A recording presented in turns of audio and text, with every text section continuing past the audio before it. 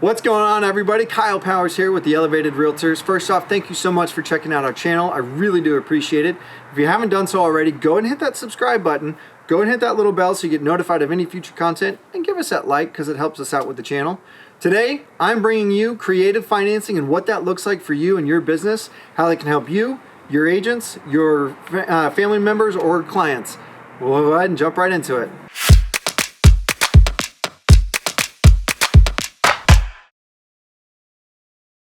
So first thing first, we got to find you a property, okay? So we're going to talk about the actual acquisition of the property, whether it be one that needs a ton of work or one that needs just a little bit of work. There's still a time and there's this time frame and something that what we can do to get you taken care of.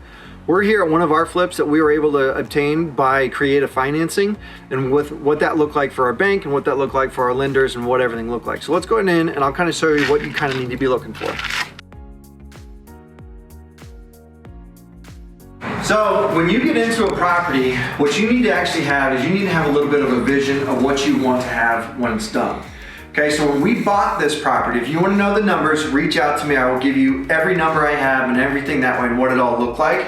I'm more than happy to do that. Not going to do it on video, I'm sorry. But what I will do is I will give you my breakdown, what all that looked like. But what you need to go into is look at the house itself, whether it be a single family, a duplex, triplex, fourplex, whatever that looks like, and look at what's called an after repair value. Okay, so that's called an ARV. So what you're looking at is saying, okay, I know that this house, for easy math, we're gonna say it's $100,000.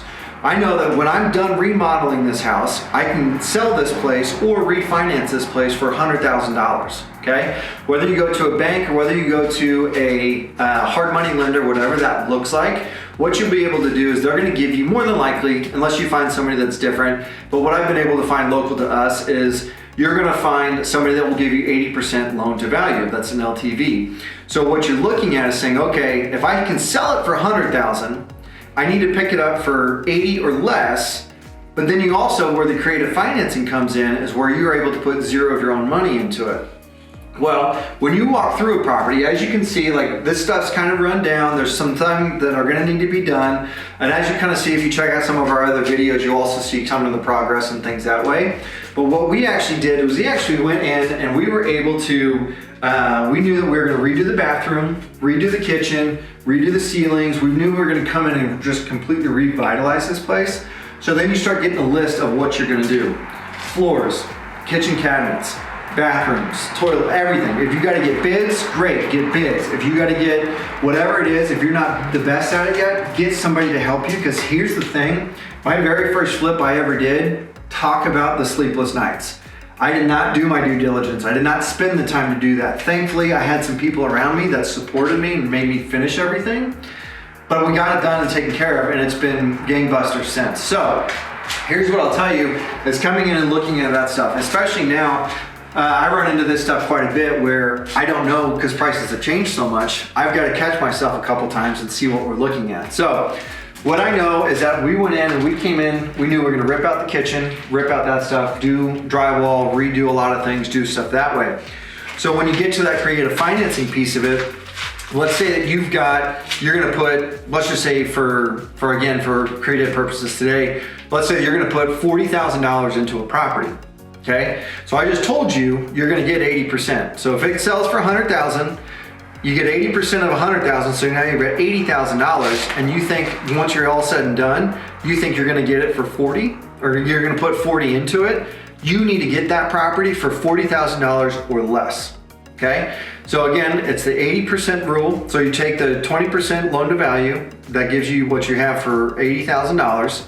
That's the number that the bank's gonna keep, and they're gonna keep that because they wanna have, make sure that they've got some buffer in there if they ever need to sell it or anything that way. Then what's gonna happen is you take off what it's gonna cost you to actually remodel the place. And like I just said, let's say it's $40,000. Now you need to get that property, that house, whatever it is, you need to get it for $40,000 or less. Where you make your money, yes, you've got that buffer in there as well for 20%, but where you make your money is how good are you at negotiating below that $40,000 number that I just gave you.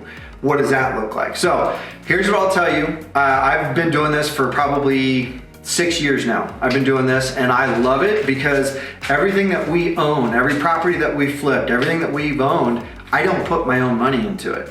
This is all 100% cash or 100% financing on everything. Now, don't get me wrong, like we have the opportunity, we could do it, but why wouldn't I use other people's money if I could? So here's the thing, doing that stuff, but you need to make sure it's a good property. You need to make sure that it's in a good neighborhood, that it's gonna turn around and sell correctly. This is whether if you're a real estate agent, this is really where you make your money personally. If you're an investor, this is really where a good real estate agent comes into play. And if you are first time running out of the gate and all that kind of stuff, you need to know your areas. You need to know your areas, know your numbers, and know what that stuff looks like, because otherwise a bank or a hard money lender is not gonna touch you with that piece of it. So make sure you've got all your ducks in a row. Again, if you've got questions about the whole process and anything that way, I promise you it works in any market. Again, we're here in Manhattan, Kansas. We were a town of about 55,000 people, and I've been doing this for 6 years. So it works, I promise you it works. You just need to find the right people. If you don't find the right people, move on to the next, because I promise you there's somebody around you in that area, wherever you're at, that will do that. And again, the number could be, your top number could be 50 grand. Well, great, go pick one up for 1,700 or whatever it is. I have bought one for 1,700 as well, so just FYI, they are there. But again, if you're after fair market value as a million, do your 20% and just kind of play it. It's just, the numbers don't change, the percentages don't change, it's just the numbers actually fluctuate on where you're at. Do your math, do your numbers, do your due diligence, make sure you've got hard numbers. This is a thing that I've had to learn over the years, is making sure that you have subs that are gonna hold to a true number. Obviously, if you change numbers and change things, your change orders are gonna come rolling in, but be aware of that and know what you're getting into on that side of it. So if you have any questions or if you need anything, please reach out to me. I'm more than happy to help out.